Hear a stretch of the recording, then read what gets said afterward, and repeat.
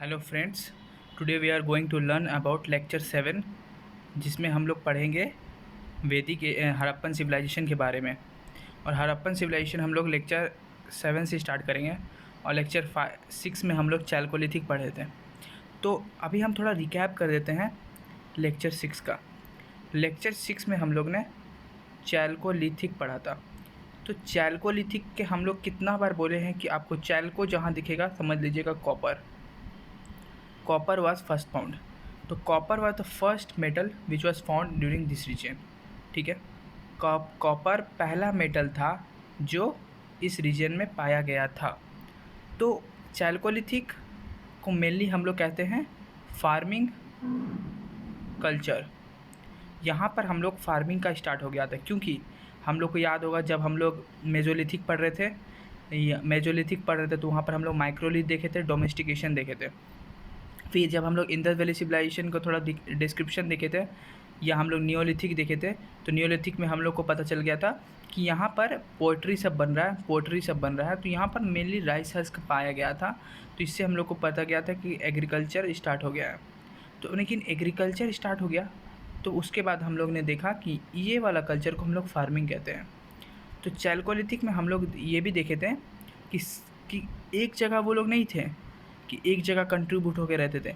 अलग अलग जगह में उन लोगों ने अपना क्लस्टर बना के रखा था। अलग अलग जगह में कथिया कल्चर था, कौन सा कल्चर था हम आपको नाम जैसे आप देख लीजिएगा लेक्चर 7 में मेरा प्लेलिस्ट में जाके। एक था आपका मेरा कैथा कल्चर, एक था आपका आहड़ कल्चर, एक था आपका मालवा कल्चर, एक था आपका जोरवे कल्चर। बहुत सारा कल्चर था। और यहाँ पर मेनली क्लस्टर ऑफ सेटलमेंट था। क्लस्टर ऑफ सेटलमेंट मेनली ये जो चैल्कोलिथिक फैला गया था ये आपका राजस्थान, महाराष्ट्र, मध्य प्रदेश। ठीक है। टूल्स कौन सा यूज करते थे मेनली, क्योंकि फार्मिंग पे मेनली डिपेंडेंट थे। तो ये लोग हंटिंग पे आप ज़्यादा डिपेंडेंट नहीं रहे। तो छोटा tools, small tools and weapons. Pottery में मेरा ब्लैक एंड रेड। फिर लाइवलीहुड के लिए कल्टिवेटेड फ्रूट ग्रेन जैसे वाइट राइस, बाजरा। कॉटन प्रोड्यूस किया गया था, black cotton soil in Deccan. People belonging to, यहाँ के जो पीपल थे वो मेनली कॉपर फेज के थे, क्योंकि आपको बोले कि कॉपर में बना था। तो ये सब चीज़ पढ़ाया गया था हम लोग को। जोरवे कल्चर कहा जहाँ स्टेबल सेटलमेंट हो।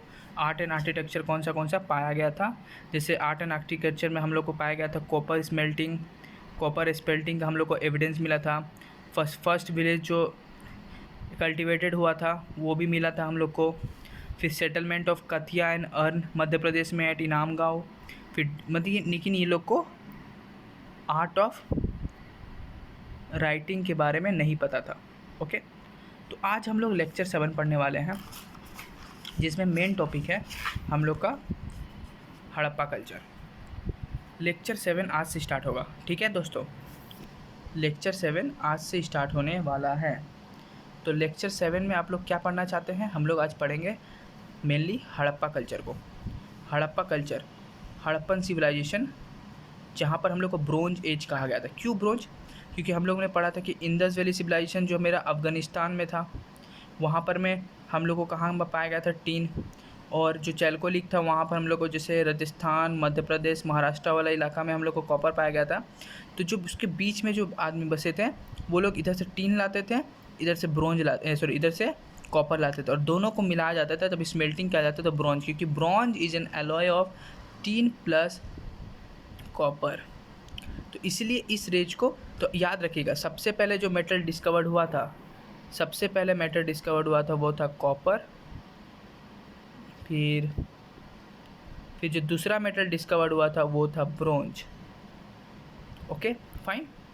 नाउ वी टू डिस्कवरी कि डिस्कवरी और नाम इसको कौन दिया गया, डॉक्टर सहानी। याद रखिएगा, डॉक्टर सहानी और आर.डी. बनर्जी, ये दोनों इम्पोर्टेंट आर्कोलॉजिकल सर्वे एजेंसी के टीम थे। Harappa on banks of Ravi 1921 and Mohenjodaro on Indus 1922।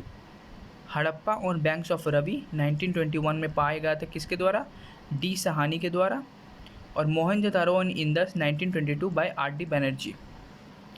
अब हम चाहते हैं तीसरा, जॉन मार्शल। ये first archaeological survey of India के लीडर थे, मीन्स ये हेड कर रहे थे। Coined termed Indus valley civilization, ये इंदस वैली सिविलाइजेशन का नाम इन्होंने ही दिया था, जॉन मार्शल। तो क्या क्या पढ़े हम लोग? Doctor Sahani Harappa on banks of river 1921 को फाइंड किए थे, और आर डी बनर्जी मोहनजोदारो और इंदस 1922 को। ब्रॉन्ज एज क्यों काम किया गया? बोले आपको कॉपर जो चैल्कोलिथिक में पाया गया था और टीन जो अफगानिस्तान में पाया गया था उसको मिला दिए। एक्सटेंड कहाँ से था? मांडा से Daimabad in mature phase towards Afghanistan.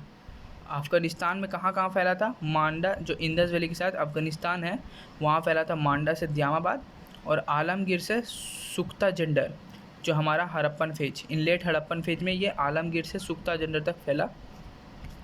They move toward the Chalcolithic paid, मतलब वहाँ से मूव किए ये लोग ने चैल्कोलिथिक फेज में। तो 4 जगह का नाम रखेगा, Manda to Daimabad and Alamgir to Sukhta Jandar. Manda to Daimabad, Alamgir to Sukhta Jandar. Harappan was the first urban civilization of India. Harappan was the first urban civilization of India. Phase कौन? इसमें 3 फेज था, एक था प्री, एक था मैच्योर और एक लेट। तो मैच्योर जो था ये ट्रांजिशनल फेज था बिटवीन प्री एंड लेट, तो मैच्योर ज़्यादा इंपॉर्टेंट है, ठीक है। Harappan people called themselves Meluha, जो ट्राइबल पीपल थे हड़प्पन के जो माइग्रेंट करते थे वो लोग अपने आप को मेलुहा बुलाते थे। क्या बुलाते थे? मेलुहा, ठीक है। दिस इज़, अब आप पूछेगा कि ये मेहुला हमको कहाँ से पता चला? तो मेलुहा का जानकारी हमको मिला फ्रॉम फॉरेन सोर्सेस, मेसोपोटामियम सोर्सेस से पता किया। This is evident from foreign sources, मेसोपोटामियम sources. मेसोपोटामियम का जो सोर्सेस था उससे हमको ये पता चला कि हड़प्पन के जो आदमी थे वो अपने आप को मेलुहा बुलाते थे। अब Harappan town planning, Harappan town planning में हम लोग क्या क्या मिला था? सीटाडेल मिला था, ग्रिड सिस्टम मिला था, बर्न्ट ब्रिक्स, मतलब पहले सीटाडेल मतलब क्या, जो ऐसे ऐसे छेद थे, फिर यहाँ पर लिपलाव, फिर यहाँ पर छेद, ऐसे ऐसे रूम मिला था, गड्ढा।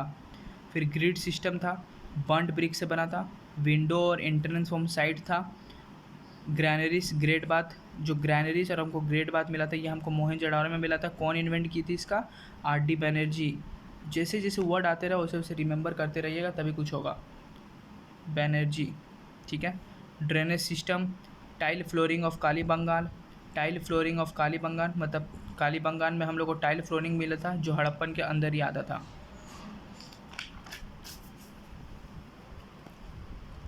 इसलिए रिकैप करना ज़रूरी है। रिकैप सब चीज़ को, जैसे कोई एक वर्ड मिला आपको जो आप पहले पढ़े हैं तो आप उसको रिकैप करते रहिए, तभी रिवीजन होते रहेगा साथ में।